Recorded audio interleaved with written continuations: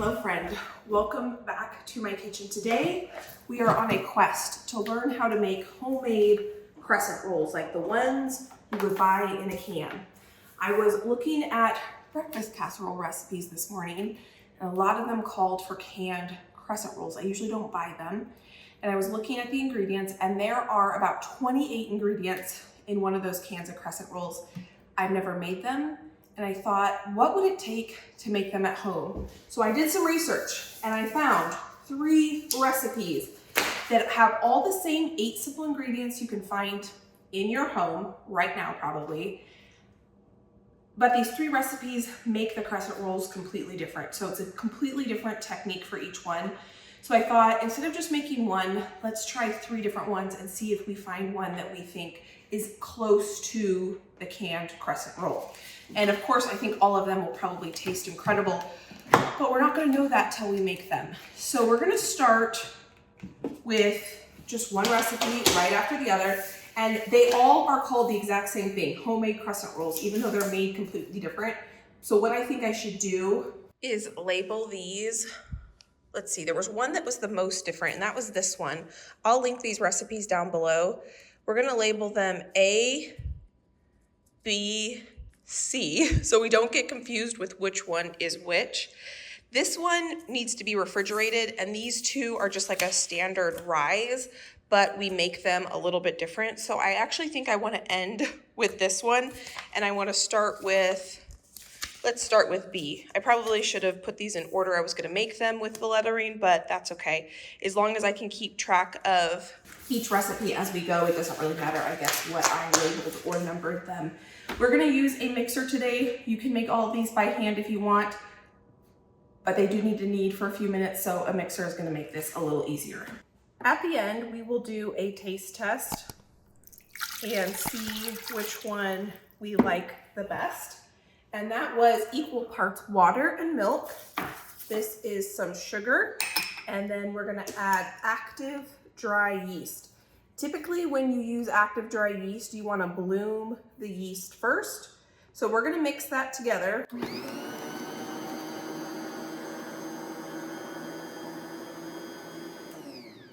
And let that sit for a few minutes. And while that's sitting there, I'm gonna melt a 1/4 cup of butter. I get a lot of questions about this Bosch mixer. I can link this down below for you as well. This mixer and the difference between a KitchenAid and a Bosch and which one I prefer, and can you get away with one, because I have a KitchenAid as well. The KitchenAid I like for making things like cookies, and I like the Bosch for making bread. I have a smaller KitchenAid and it just doesn't handle bread very well. And so I think if I had gone with a bigger KitchenAid, I got that as a wedding gift, then I wouldn't need this. But this has such a high capacity. I can make 3 and 4 loaves of sandwich bread in here, which is fantastic. And I can only get away with making 1 to 2 loaves if I push it in my KitchenAid. And so that's kind of what the difference is. So I'm glad I have both, because basically anytime I make anything that needs to be kneaded, I make it in this. So now my yeast has sat there for a couple minutes. I'm gonna fluff my flour, and I can already tell that I'm gonna need to refill my flour. I do buy my flour through Azure Standard.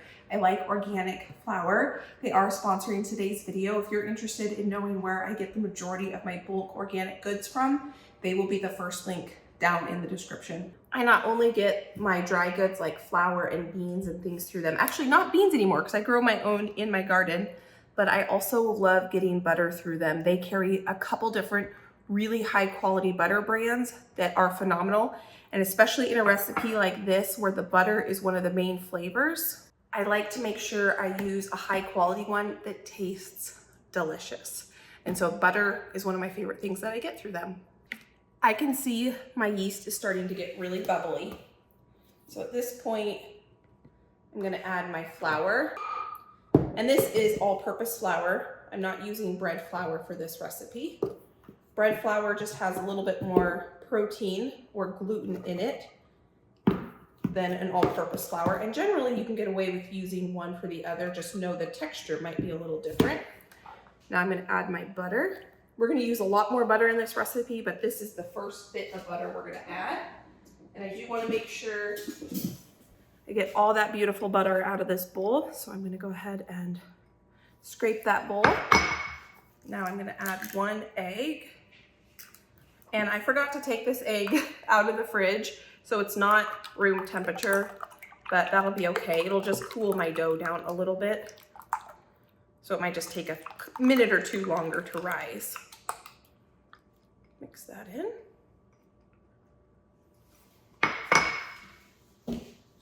And then last, but certainly not least, I'm gonna add a good amount of salt.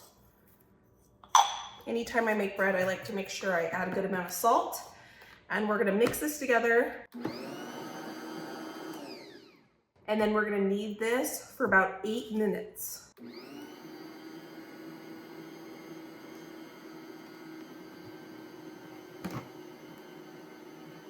While this is kneading, I'm gonna go ahead and start measuring out the ingredients that I need for the next recipe.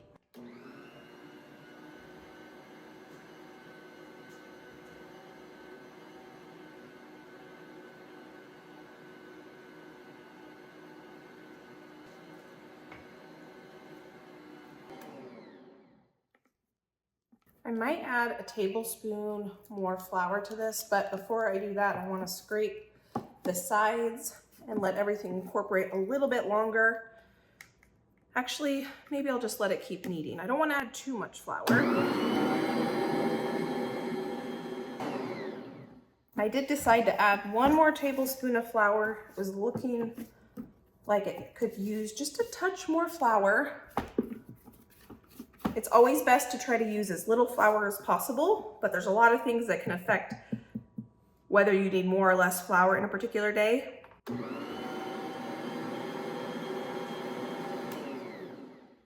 Humidity can make a big difference. How big the egg was that I added can make a big difference. If I added maybe a little bit extra milk, just lots of little things that can make a difference. So the best thing to know when bread baking is to know the consistency you're looking for. And the best way to figure that out is to just practice and make more and more bread. And then you'll get more comfortable with knowing what you want your bread dough to look like. I'm gonna call that good. This has been kneading for almost 10 minutes now. The beauty of a mixer. You can, again, do this by hand if you want, but I like to use a mixer. So I'm gonna get this dough out. It still has a little bit of stickiness to it, but that's okay because that's gonna make a nice and soft roll. I'm just gonna get this a little bit into a ball here. Maybe I'll knead it just a couple times on the counter to get this into a nice ball, just so that it rises nicely, just like that. Beautiful.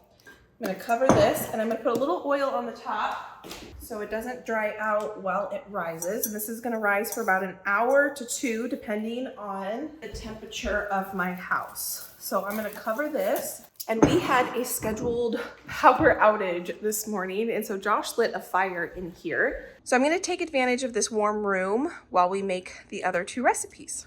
I don't want to forget which recipe is which, so I'm actually gonna set my recipe right on top of here. There are 2 things that can affect your rise time most significantly, and one of them is the temperature of the room it's rising in, and the other is how much yeast you put into a bread. So if you put more yeast into a bread recipe, it will rise quicker. So here we have, again, milk and butter. So it's all the same ingredients, just different ratios. And then we're going to manipulate the dough before we bake it a little different too, each one of these recipes. Because it's all the same ingredients, I am not gonna clean this mixer out. We're just gonna make it right in here. So now to this, I have sugar, yeast, and water. And this recipe, we're gonna use instant yeast. So now all I need to do is mix this. And we can add the rest of our ingredients. We don't need to let this proof anymore. We're gonna add flour. 4 cups again. I did heat up the milk and water a bit so that it would be a little warmer than coming out of the tap. Butter. Gonna get all that beautiful butter out of here. And then what I did to get these eggs up to room temperature is I put my eggs for the next 2 recipes in some warm water. And now they definitely feel warmer than they did coming straight out of the fridge. And this recipe calls for 2 eggs. It had a lot less water and milk in this recipe, but it had more butter and more egg.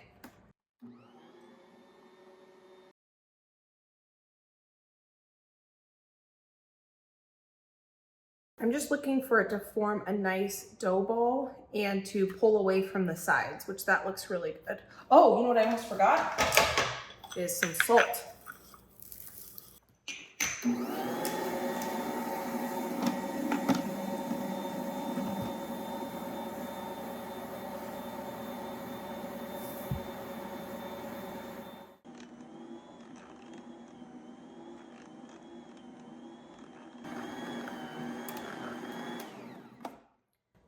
This dough has been kneading for about, I don't know, 6 or 7 minutes now, and it looks beautiful.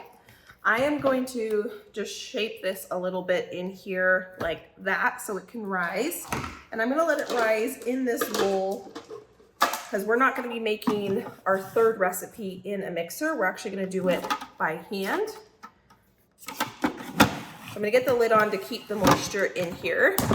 And I'm going to grab my recipe. I'm gonna put this in the living room next to our other recipe. This one might get put a little closer to the fire right there. And then I'll make sure my dogs are in the kitchen with me so they can't get to this dough. We don't need the mixer anymore. This is a very unique recipe. So when I think of croissants, or crescent rolls, I should say. I usually think of croissants. But a crescent roll is definitely a little different than a croissant. I make croissants pretty often, not pretty often. I make them a couple of times a year, a few times a year. And they are way labor intensive, totally worth it. The flavor is unlike anything you've ever had, even from professional bakers. Something about a homemade croissant is delicious, but very labor intensive. Not actually a ton of work on your end, but time intensive, because they take about 3 days to make. And crescent rolls, all these recipes, we're gonna be able to start and finish them in 1 day. So it's gonna be much, much quicker. And this one, though, does some folding like a croissant. That's why I was telling you that, is that this one is way different than the last 2 recipes that we made. So here I have my flour. Just making sure I put the correct amount of flour in there. Now I'm gonna add my active dry yeast straight into my flour. And for this recipe, we need 1 cup or 2 US sticks of cold butter. So this butter is straight from the fridge. I've never made a recipe like this before where we're using cold butter and yeast. And we're actually gonna make this kind of like a pastry. So we're gonna mix that yeast and flour together with our sugar. And I'm gonna add 3 tablespoons of sugar. And then we're gonna cut in our butter. And we're gonna get this pretty fine. You could probably do this in a food processor, but it said to do it with forks or a pastry brush. Or not pastry brush, pastry knife. This is a pastry knife. And this butter is very cold. This is a European style butter that I'm using, which has a higher fat content than standard American butter. And so it actually is firmer because it has less water in it than standard butter.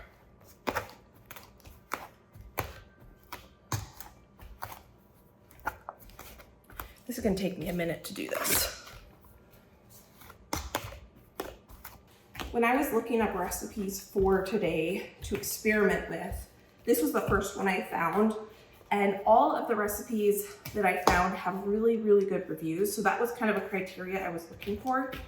And then I was looking for ones that were very different. The first two start out very similar, but they're gonna be different. You're gonna see when we go to shape them, because I wanted to really kind of get an idea of what style of homemade crescent rolls I like. And I thought maybe it would give you an idea of what type of homemade crescent roll you might like to try.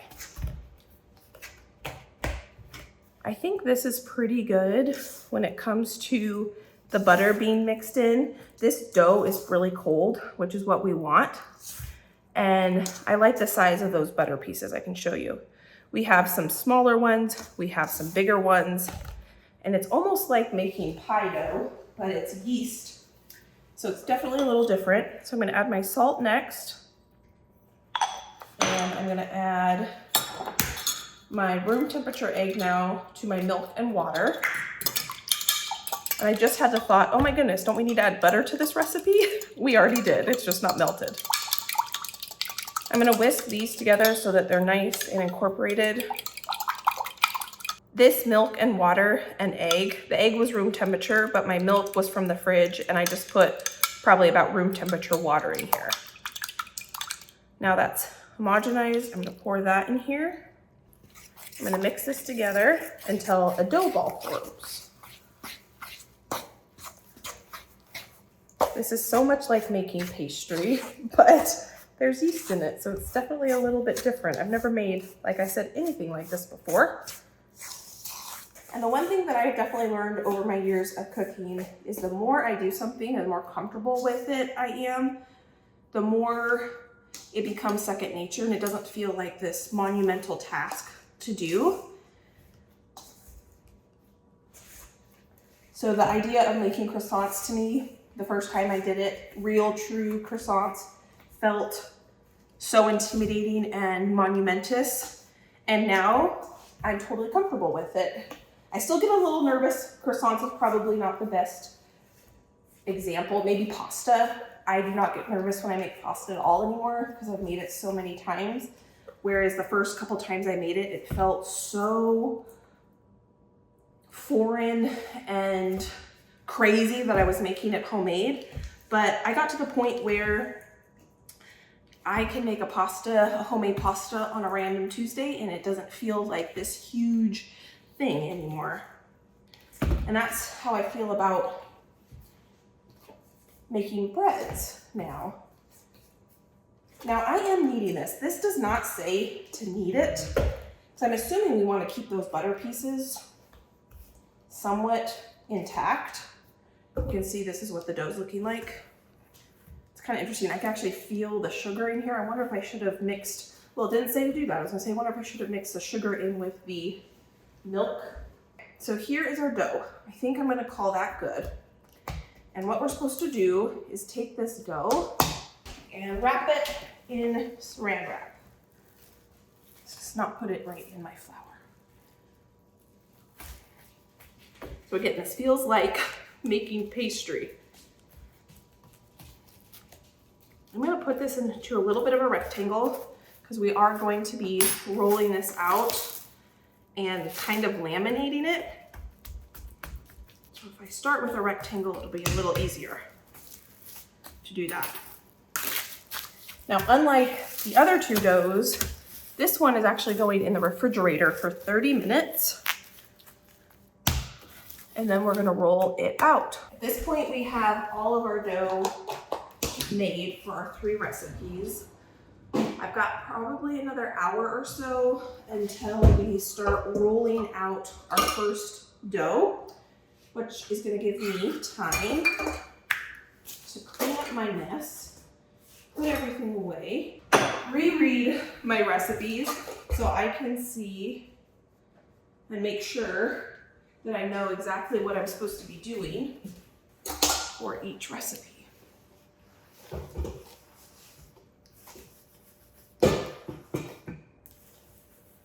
And I might as well reset the kitchen and get it all tidied up again while we have a little bit of time to do that. Our first dough has now risen and it is ready for the next step. This is the one that I'm actually the most excited about because I like the technique that this one has. So I'm gonna grab my silicone mat because we do need to roll this out into a specific size. And this not only is nice to roll out because it's not rolling out on my countertops that have grout lines, but there's also a gauge or a circle ring on them that has specific widths on it. So I'm gonna grab my rolling pin too. This dough is very soft, I think, so I don't actually think I'm gonna have to use this. And you can see just how beautiful, oh yeah, this dough is. It's bouncy and beautiful. That heat from the wood fireplace really helped the rise on this. If you were with me at my old house, we used to heat our old house 100% with a wood stove because we only had wall electric heaters and they were so expensive to run because our house also had original 70s windows. And so they did not hold in the heat. So it was much more affordable for us to heat our house using a wood stove. And when we moved here, we were so excited to have central heating. And we've only used that fireplace a few times. And now that we have it lit, Josh and I are talking about we should use that more because it keeps the house really warm because it does have a fan on it. And we have lots of firewood. So here I have 2 rounds of dough. And this dough is so soft and supple and beautiful.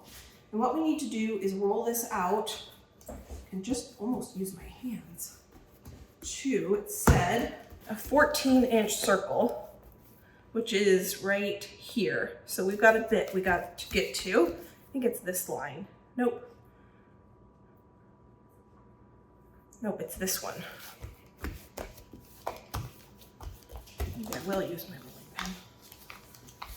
I'm not using any flour or anything because I really don't want to incorporate any flour into this.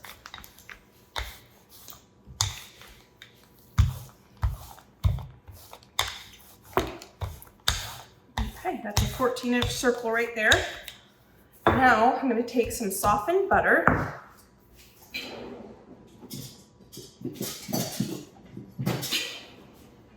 And I'm going to work this butter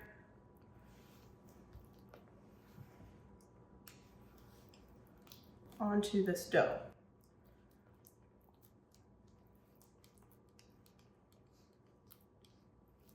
Again, I'm using a really high quality butter that I like the flavor of. You use whatever your favorite butter is. I don't really want a big clump like that. Now you're supposed to use a pizza cutter, but I don't want to use a pizza cutter on my silicone mat, so I'm just going to use my bench scraper. And we're supposed to make 12 crescent rolls out of this. So that would be 3, 6. Okay, so I got to do this into thirds.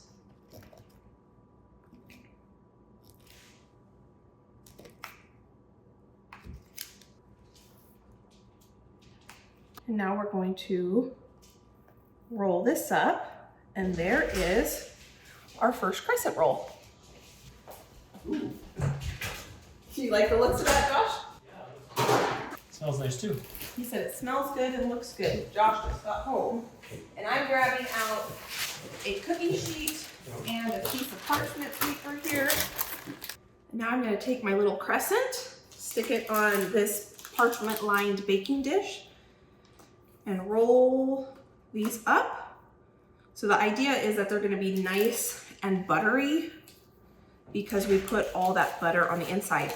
And I could see how right here, if you were wanting to substitute this recipe for a store-bought one, you know, a lot of crescent roll recipes, you add cheese or apples or meat. You could make different, or pigs in a blanket. You could, at this point, add those mix-ins right here. Because so far, this is really easy. I've also seen some recipes, and I couldn't find one where you do layers. So you do like 5 or 6 really thin layers, and then you put butter between. I couldn't find a recipe like that. I did want to try that too, but this was the closest thing I could find to something like that. And this recipe obviously is going to make 24 crescent rolls. We're going to let these rise for a second rise. I'm going to do the exact same thing to this batch of dough, and I want to talk to you while I'm doing that about shaping. Because if you look at my baking sheet over there, you can see the back two crescents that are closest to my oven. I made sure the point was down, or I should say the point happens to be down. I didn't make sure of that because the rest of them that you can see, the point is up. And I didn't think about this at all when I was making these. I was just rolling them up and putting them on the cookie sheet. Well, learn from my mistake, especially with this particular recipe because there's so much butter that we just put on there and then we roll it up. You want to make sure that point is either pinched to the roll so that it stays, or you want to make sure that point is on the underside of the roll so it doesn't come unrolled when you bake them. Something to note. I wanted to kind of bounce back to what I was saying earlier about making recipes and trying new techniques and getting comfortable with them. My whole idea for this day was to try to find a new favorite crescent recipe so that if we wanted crescent rolls for dinner, I would not feel intimidated about making them because I have never made homemade crescent rolls before. Or if I found a recipe for an appetizer or something like that that calls for crescent roll dough, that I would be comfortable making up a batch of homemade crescent roll dough. I live kind of far away from the grocery store, and I do keep a really stocked pantry. So a lot of times it can actually be easier for me to whip up something homemade as opposed to taking time to drive into town if I need something. And so I think it'd be really cool if I have this skill so that if I want crescent rolls on a random day where I don't have them in my house, I could whip them up. And I think we found the perfect recipe. I'm excited to share with you when we do the taste test. I've actually already made that recipe 3 more times since this first time I made it with you. And the little extra butter we have here, we're gonna brush on the top. So these are very, very buttery rolls here. And we're gonna let them rise for another hour or so until they double in size or almost double in size. And so what I need to probably do at this point is get my oven preheating because these aren't gonna take probably very long to rise since it's so nice and warm in here with the heat going, the fireplace, I mean.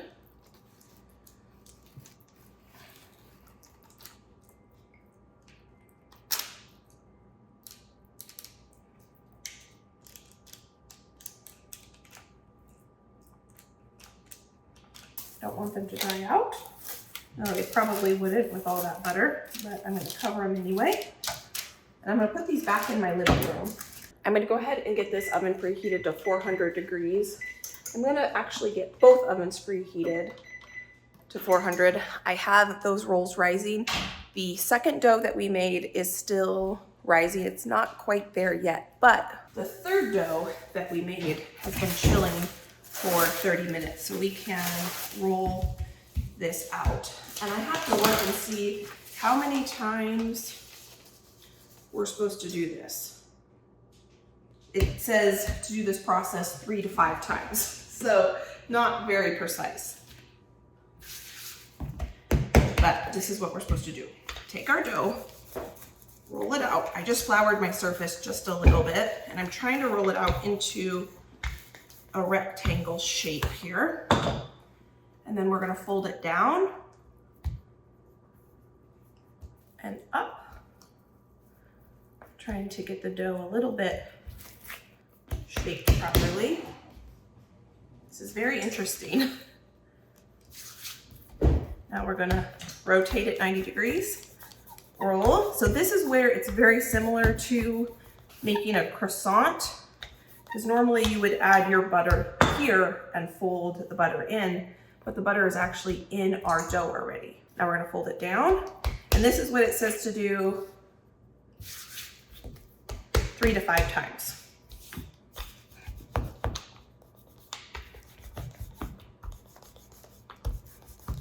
I don't want to add too much flour.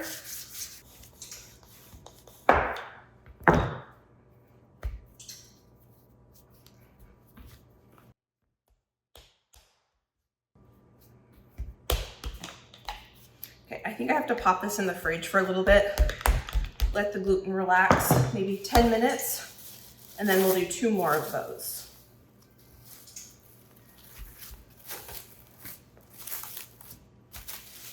This is our second crescent roll dough, and it smells incredible. So it's time to go ahead and get this one shaped up as well. And I am going to, again, cut this in half, and we're gonna work in batches. This recipe says it doesn't make quite as many as the last, or the first one. And I think I'm actually gonna put half of this dough in the fridge because I need homemade crescents for a breakfast casserole I'm gonna make tomorrow, and I'm gonna use this dough. One of the recipes, I don't remember if it was this one, talked about this is the stage when you can refrigerate it and use it a next day. So if you wanted to prep this dough, you can ahead of time. So I'm gonna get this in this Ziploc bag, pop this in the fridge, and I will pull this out tomorrow and use it for a breakfast casserole. But we still need to obviously test this dough out today. So what we're gonna do is roll this one out into a 12-inch round. So this one doesn't say to roll it out quite as wide. And we're supposed to only get 8. So these are gonna be bigger than the last one. So it'll be interesting to see the difference in size. And we're not supposed to put butter in between. So I feel like you would want to put butter in between to get that really buttery deliciousness that you want from a crescent roll, but this recipe doesn't say to do that. And we're supposed to get 8 out of this. I think that is so satisfying, cutting these. And now we're going to roll these up, and that is how easy this recipe is.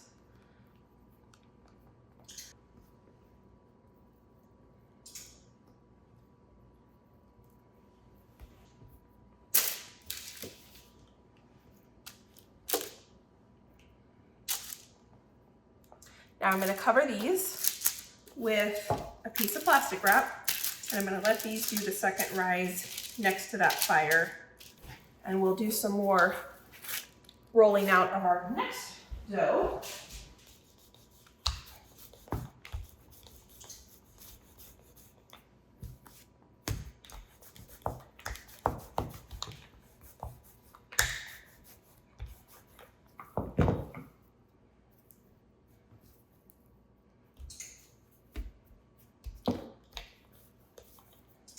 I'm going to wrap this, let it rest for another 10 minutes in the fridge, and I'm going to do that 1, maybe 2 more times.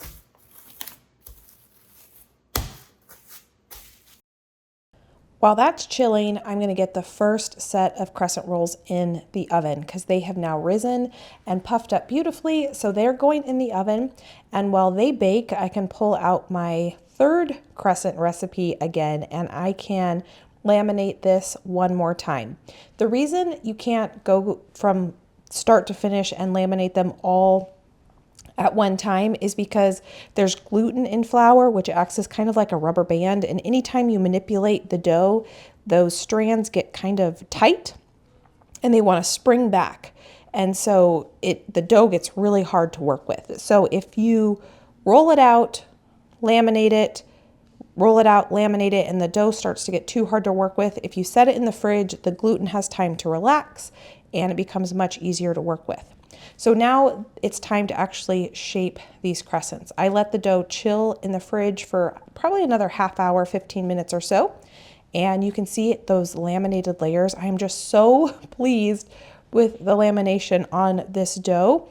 This technique, I'm going to say it again, I've said it a couple times, is so unique and it was so fun to work with.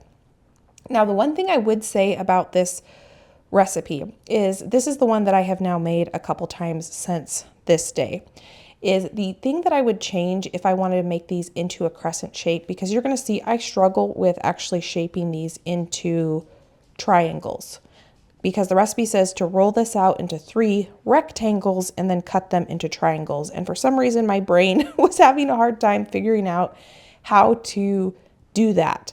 And so in the future, if you take this dough and you roll it into a circle and then cut it like I did with the other 2 recipes. It's just a little bit easier to get that crescent shape, at least for me, just in how my brain works. Now the first crescent rolls are out of the oven. I'm going to get those on a cooling rack and I'm going to let those cool. And then I'm going to start attempting, you're going to see, I do struggle a little bit with this. They all turn out totally fine, even though my shapes are all a little bit different. You can see, yeah, just struggle on the struggle bus a little bit. This is why when I make homemade croissants, I tend to make them in a triangle shape and then I roll them into a log as opposed to making croissants into a traditional croissant shape. And here you're going to see, I'm going to make sure on these ones, because I have now taken some rolls out of the oven and I realized what happened with my shaping mistake. I'm going to make sure all the points are facing down so none of them unravel in the oven. So I'm going to get these on a cookie sheet. I'm going to cover them and I'm going to put these by the fire and I'm going to let them rise until they double in size or so. It takes about an hour for them to do that. And I do cover them with some plastic wrap so they don't dry out. And this is our second roll recipe out of the oven now, so I was able to bake those up and we're going to let those cool as well. So far, they might not be the prettiest crescent rolls, but I can tell you that quite a few of them have already been enjoyed by my family, so that is good. And now we're going to get the last crescent rolls into the oven, and these ones are the ones I'm most excited about because they actually feel like croissant dough when I was working with it. I still have my oven preheated to 400 degrees and I'm pretty sure that these have risen enough. And we're gonna just pop these right in the oven. And I think these are gonna get pretty buttery and I'm excited to give those a try. And I'm really excited to do the taste test with the 3 different dough recipes side by side, because I think that's really where we're gonna have an idea of which one tastes the most like a store-bought crescent roll and which technique we liked the best. Obviously, friend, we have not done the taste test, but this has some croissant characteristics and it looks the most like a crescent roll versus these ones are looking more like rolls. But we obviously have to do the taste test. I'm gonna get these off a sheet, but I need to get that closed. And the nice thing about rolls is you hear me say all the time, you don't want to cut into bread that is hot, but rolls, you're gonna eat the whole thing. So these are the perfect thing to cut into and enjoy while still hot. I should probably take its temperature to make sure these are done. You know, they're at 188. I think I'm gonna pop them in the oven for another minute. That's the beauty of taking the temperature, then you know when your dough is done. I want this to be at least 200 degrees. All right, I think we can call it now. Yes. 200. Perfect. I don't like underbaked bread, so taking its temperature has been a game changer for me. Here we have our 3 crescent rolls. Josh just came down here. We're going to do a taste test. I don't really want to tell him what each one are and what the differences are because I want an honest taste test, and then we'll go over which ones are which and which ones are favorite. These ones right here were the first ones I made, if you remember, and we're keeping track. Go ahead and take one of those, Josh. Wow, very fluffy. So here's what it looks like, the one that I did not overcook. It's got some great squish to it. That's what the inside looks like. Cheers. Cheers. Right. I kind of like the shape. You like the shape? It's kind of fun. Well, some of them, clearly I need work on shaping, but I grabbed one that was actually shaped pretty nicely. That's great. Buttery. Mm-hmm. So buttery. Very kind of like bready. More like a roll. Like a hybrid between the croissant and a dinner roll. Yeah. The butter on the bottom almost kind of like fried it. Mm-hmm. And there's a lot of sweetness to this dough. Very good. Yeah, really good. Mm. Can you hear that crunch? Mm-hmm. That's the one I flattened out, put the butter on, cut it, and then rolled it. I didn't want to tell Josh that. Here's our second one. This is okay. That's what the second one looks like. Here you go. Oh yeah, it's more of the internal structure looks more rolled. Yeah.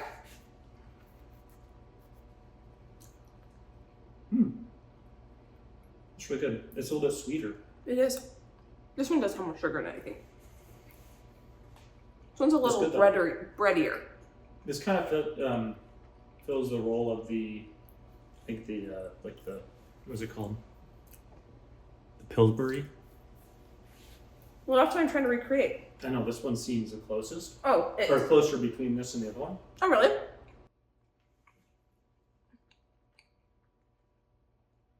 I think I like the other one better, how it kind of fried the bottom. Yeah. But this has a really sweet The taste is flavor. closer though. Yeah, I think the taste is closer on this one. There's not much crispy texture on the Pillsbury ones. That's as far true. as I remember they're just kind of like squish in your mouth. That's a technical term, squish in your mouth. Yeah. Okay, this is the most unique one. You all know what this is like. Josh has no idea what I've been doing today, so. This one has some serious layers going on. This is the one that I'm the most excited about. And it's warm. Uh-huh.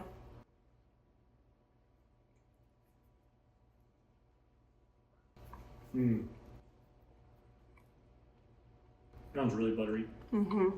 This one, I think, has more of a croissant or crescent texture.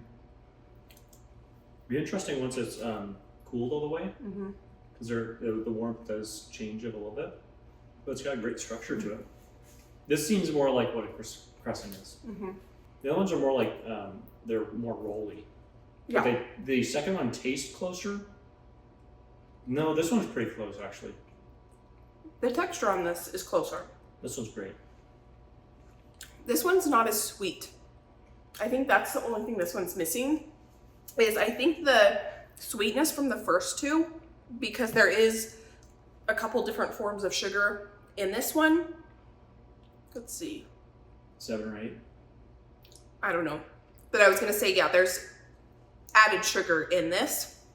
And so I think if you use this technique, but maybe just up the sweetness a little bit, you might have a little bit of a closer match. But all of them taste great. It's funny that Josh and I's favorite is a little bit different. I think my favorite, if you're trying to go for that crescent texture, is the third one. And then the first one that had the butter in between, I really liked the fried kind of bottom of this one, and I like the flavor of this one. But you liked the second one better? I like the second one better than the first. Okay. I think I like the third better than the second. Okay. So you go 3, 2, 1. 1. And I think I go 3, 1, 2. But to be honest, if any of these was on a table, I'd be cobbling them down. Yeah. The thing is, when you're testing something like this side by side, you can obviously taste differences. But I think that, like he said, if any of these were on your family's table, you would be super happy and thrilled. And the butter, the sweetness, so good. And the nice thing about these, you can bake them and serve them hot, and you can gobble them down, versus if you're making a loaf of bread, you have to try to resist that urge to cut into it hot. You want to let it cool before you cut into it. But with a roll, you don't have to.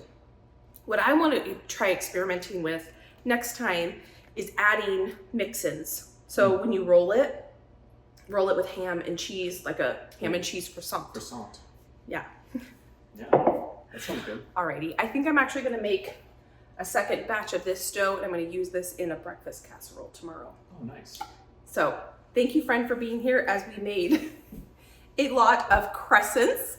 This was super fun and super enlightening, and trying a new technique that I've never done before, where it was kind of almost a hybrid between a yeast recipe and a pastry recipe, which I thought was super fun. And this is a lot easier than making a croissant. But if you want to know how to make a croissant, let me put that video right here. You can see how I made a croissant. And if you want to see how I made 6 different other bread recipes that I know are tried and true delicious bread recipes. Those will be right here. I want to thank you for being here. Thank you for being you, and I can't wait to see you next time. Bye, friend.